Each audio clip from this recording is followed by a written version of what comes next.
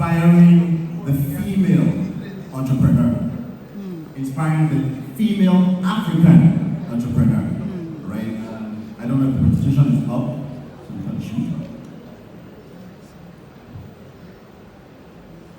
Okay, while that is coming up, a brief background about myself. My name is Wona Mawana. I work with Sterling Bank. I'm currently the Chief Finance Officer of the corporate and investment banking space. Sterling Bank, as you may know, is one of the top commercial banks in Nigeria, doing great things, especially around agri space. You know, we do things around empowering women and the youth to really live their lives to the fullest and giving them business opportunities that they can leverage, right?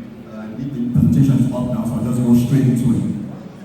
Now, picture to yourself, centuries ago, millennia ago, when our ancestors were just beginning to fend for themselves, right? A lot of them were hunter-gatherers. They used to go around picking food, trying to get shelter. They lived in the dark because a lot of the amenities that were available to them today, available to us today, were not available then. And one night, perhaps one dark, stormy night, an ancestor who was living in the cave probably struck two stones together by mistake. And what happened? Fire. A spark lit up. He had discovered fire. And on the back of that, a whole new technology was introduced, which moved the human race forward. Now, the thing about that point to note is, every time man has developed technology, he has moved the human conversation forward. And for as long as we, humans, continue to develop technology, we are always going to be moving the human race forward. But for those countries who have resources available to them, but don't do that, but don't develop technologies, will continue to find themselves at the back foot of the global economic conversations. And I think that is the root of our issues in Africa. The gentleman who made the opening address made a very key point. He said that we are operating half engine capacity, only 50%. It's like going to a gunfight using a knife, right? If you look at the context, next slide please.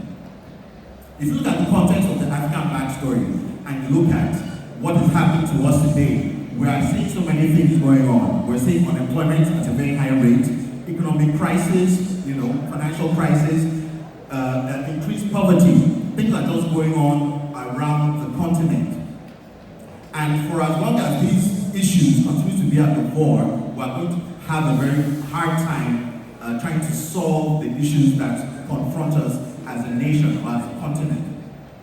And if you look at what the UN has said, the UN has projected by the year 2050,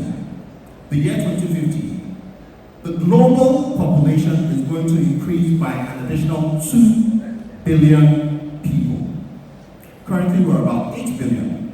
Now, add another 2 billion to that, we're going to be about 10 billion, right? But that's not the interesting thing. The interesting thing is that the continent of Africa is projected to account for about half of that number. In other words, an additional 1 billion people is going to come from this continent. Now, said that currently we already have issues, those issues that are outlined here. Now, imagine to yourselves what's going to happen when we have an additional 1 billion people. 1 billion people. We're going to be in trouble, right?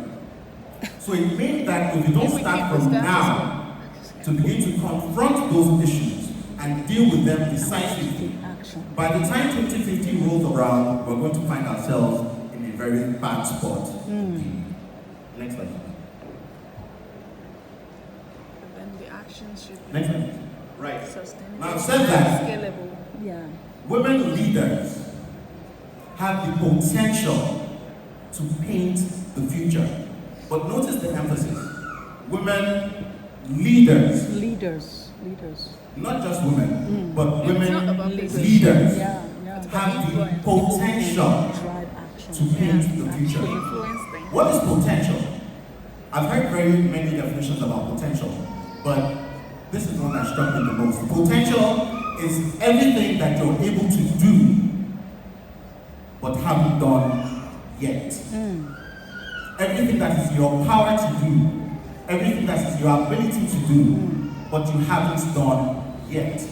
Potential is untapped power. And I'm saying that women leaders have the potential, but as long as we don't fully develop that, as long as we don't fully harness that, as long as we don't fully execute that, we will continue to find ourselves at the back foot of the global economic conversation. But if you look at what women have, what women possess, right? We're saying that they have unique transformational ideas. A woman can come into a meeting or into a gathering and just give you some ideas and you're like, whoa, where did this come from? How come we did not think about this thing before, right? They have superior leadership values. And when I say leadership values, I'm talking about if you're looking or if you're measuring the leadership traits, right, that you ascribe to great leaders, women tend to have more of that. So in recent studies, if you take a poll, like a poll has been taken, you discover that most people will tell you that women are more honest. Do you agree? Yeah. Right? Yeah. Women have more integrity. Absolutely. Women have more communication values, right? Women are able to be more decisive, right, when it comes to things that they are passionate about. Yeah. And these are the things that always constitute great leadership. Absolutely. And women have these things, right? They're able to communicate effectively. And I heard this really interesting story on this interesting analogy. I was at a lecture some time ago, and the man said that a woman is an incubator. Whatever you give her, she multiplies and she gives you back in return. Absolutely. If you give her a seed, she's going to take it in, she'll multiply, she gives you a baby. If you give her a house, she'll take it in, she'll multiply, she'll give you a home. If you give her groceries, she'll multiply it, she'll give you a meal. Yeah, meal. If you give her trouble, Good morning. So I need to you confirm know what your happens name. next, right? So women have that ability Okay, alright. to I'm looking for communicate, Telham. right? Okay. What else do they have? They're able to leverage and introduce better financial outcomes because a business poll went out and discovered that after women have taken or have assumed leadership positions, profitability along those industries rose by 22%. Absolutely. 22% because they're able to put in place things, right, that transform the business environment and introduce or improve what the business is able to do. Productivity. What else do they Greater have? productivity. They give fresh new outlooks and perspectives on conversations. I think that's pretty clear. And also, they have the ability to wear many hats. A woman can be a wife, she can be a mother, she can be a homemaker, she can run a business, and she can do all of those things at the same time. So we're talking about the ultimate, the ultimate wear of hats. It's up to you to define what you're ordering. Next slide. But I said that the emphasis is on Leadership. women leaders. So it means that we need to have a very firm idea, a very clear idea of what leadership is. And this is the best definition of leadership I've yet to come across. I've heard about very many definitions of leadership. You know, people say it's influence, people say it's the ability to lead people, whatever that is. Right? But I think all of those definitions have been incomplete until I read this one. And it struck me that this is the most complete definition of leadership that I've ever come across. I'd like to share with you. It was said by this great man who is late. He said that leadership is the capacity to influence others through inspiration generated by a passion, motivated by a vision, birthed by a conviction, produced by a sense of purpose. In other words, leadership is not just an activity. It's not just something you do. It's not just a title. It's not a position. It is a result. So if you want to understand what true leadership is, you have to go all the way back to the foundation. What is the foundation? A sense of purpose. If you don't understand what your purpose is on this earth, if you don't understand what it is you've come here to do, if you don't understand the gift you're meant to serve the world with, you will not become a true leader. So it's very important for us to have that definition in mind as we move forward in this conversation. Next slide.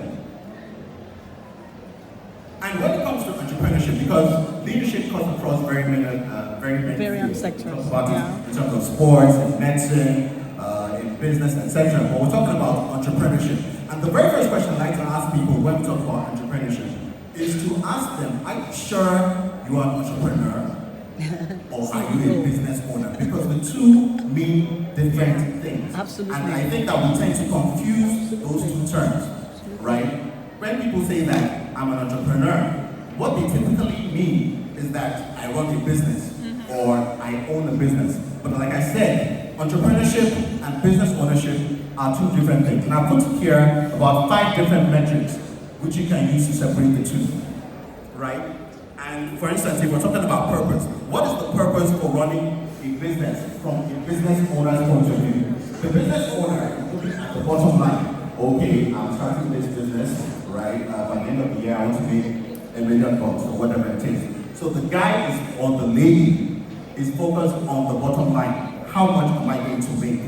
What is my balance sheet going to look like? What is my income statement going to look like? How much is going to come into the kitchen, right? That is the main focus. But that is different from how an entrepreneur looks at it. The entrepreneur really is focused on a sense of purpose because he or she is driven by a particular vision. I have this idea. I have this idea that I think is going to transform the community. I have this idea that I think is going to transform lives. I have this idea that I think is going to transform the nation. I have this idea that I think is going to transform the world. And that is my focus. Purpose is a key metric to differentiate an entrepreneur and a business owner. What else? Risk. A business owner likes to play it close, right? Because we're saying, okay, I'm putting $1 million into this business, and I want to ensure that my investment, the risk of my investment is minimized. So I don't want to lose any money. So I've seen an Elon fan here. I tend to run away from. I'm a real fan. The business owner is focused on minimizing risk. I'm a real fan. But the true Elon fan. Yes. doesn't really care about Real this. fan. Because he or she is focused on that idea that is driving them, that passion that is driving them to achieve whatever it is that they want to achieve. So they can take a crazy risk just to ensure that that purpose that they have seen or that is driving them is achieved, right? But at the end of the day, you know that those who take crazy risks are typically rewarded significantly. Case in point, Elon Musk. Now, for those of us who have not been following Elon Musk's story, this was a guy who had this idea of commercializing space travel. And he had been on this idea for years and years and years and decades, right? And he had pumped in so much money, insane amounts of millions of dollars, trying to make this idea work. He would set up a spacecraft, it would crash. He would invest, it would burn. But he kept on going on, he kept on going back, he kept on going back, he kept on going back. And after numerous failed attempts, after risks, after losing so much money, he eventually succeeded. And it was on the back of that successful attempt, or that successful result, that we started to applaud him. But he had already taken the risks, right? He had already taken the risks. But because he was so dogged about those risks, he was eventually rewarded. Because the focus for him was not on the risk, it was on the purpose. So if you're a true entrepreneur, discount risk. I'm not saying to throw it out of the window, but let the focus of the business be on your passion. What is that idea that you're so enamored with, that you're so passionate about, that you're so convinced will succeed despite the odds, and you go after it? What else? Competition. This is very important, right? Because in the world of business, we're taught that I need to be the top of the game, and whoever else needs to be at the bottom, whatever it is. So we're typically looking for how to beat the next guy, how to beat the next person, right? Businesses are focused on, we want to be number one in this, we want to be the best this, we want to be the numero uno of this, right? But the true entrepreneur is not focused on the next guy. That we can do this year, and the next year, and the next year, and the next year. She's focused on beating their true competitor, themselves, not the next guy. Customer, this is a very important thing, right? Because it focuses on how you view your customer. And I think it's a very thin line between how the business owner views it and how the entrepreneur views it, right? So the business owner knows that without the customer, his business, right, doesn't have sales and doesn't have revenue. Because it is the customer that buys your products or buys your services. So they're saying that, okay, we're focusing on the customer. Without the customer, there is no lifeblood for my business. Which is good, right? But the entrepreneur takes a slightly different approach because he believes that his existence or her existence is to serve the customer. So he's saying, or she is saying, that without the customer, I do not exist. The business owner says, without the customer, my business does not exist. It's a very thin, subtle line, but there's a difference. Without the customer, my business does not exist. The entrepreneur says, without the customer, I do not exist. Why? Because I'm here to serve the customer. The sole purpose of why I live is to serve the customer. So these are the things that differentiate business owners and entrepreneurs. If I were to encapsulate it or summarize it, I would say it this way. Business owners play the game. Entrepreneurs change the game. Next slide. That's a strong one. So what does entrepreneurship really mean? Right? When I was doing some research, I discovered something very interesting. Now the root word of entrepreneurship, or the word entrepreneur, actually comes from French, right? It comes from the French word called entreprendre, right? Where you get things like enterprising, to take up something, etc. But the root word of the French actually comes from Latin. And in Latin, it's two words, interprehender. What does it mean? It means to seize, to master, to grasp, to control. To seize, to master, to grasp, to control. In other words, you have something, you have this idea, or you have this ability to take over something, to take over a resource, right? That you can master, that you can dominate, that you can seize, that you can control. And that is what you bring to the earth. Now, for those of you who are Christians and you know your Bible, in the book of Genesis, chapter 126, excuse me for preaching, right? It says that God told man, or the people he created, both male and female, right? He said, I put you in charge of this earth to have dominion over the fish of the sea, the birds of the air, etc. Now, the word dominion in Hebrew means to lead, to master, to rule, to control, to dominate. The same things that interprehender means. In other words, it means that entrepreneurship is not really about finding a business that you can grow. It means that you're finding a gift, something about yourself, a seed, a resource that you can deploy, that you can leverage, that you can serve to the world, that you can serve to the people, that you can use to transform your environment. That's what it means to be a true entrepreneur.